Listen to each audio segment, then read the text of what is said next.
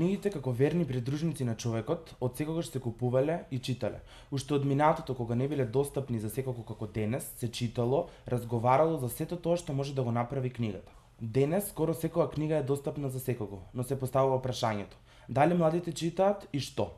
Направивме краток разговор со студентите за тоа што тие читаат, а еве дел од разговорот. Дали често читате и што читате?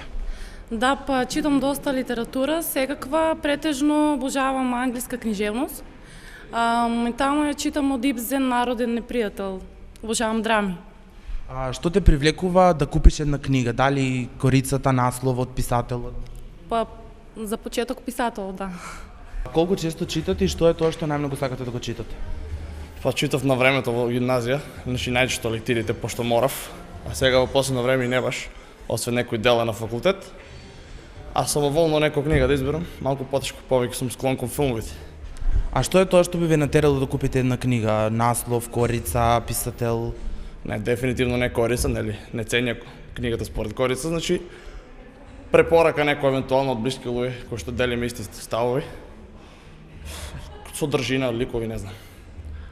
Такво нешто. Од истражувањето за тоа кои книги се најчитани, најпродавани и најкупувани, дознаваме дека на врвот се наоѓа писателот Пауло Коелјо со неговите книги кои ги толкуваат како лесни за разбирање со интересна приказна историја. Како најхит и најчитана книга во моментот, несомнено е книгата со наслов 50 нијанси сиво од Е.Л. Джеймс, а секако овде спаѓа и книгата Водич кон животот или Тајната од Ронда Бирн.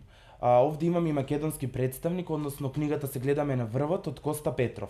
Се разбира, не изостануваат и старите класици, односно книгите кои никогаш не остаруваат, а тоа се книгите на Достоевски или Злосторство и казна, книгите на Виктор Иго или Клетници, како и Толстој и Ана Каренина. Не изостануваат и драмите на Шекспир, односно драмата Сон на летната ноќ, Хамлет и други.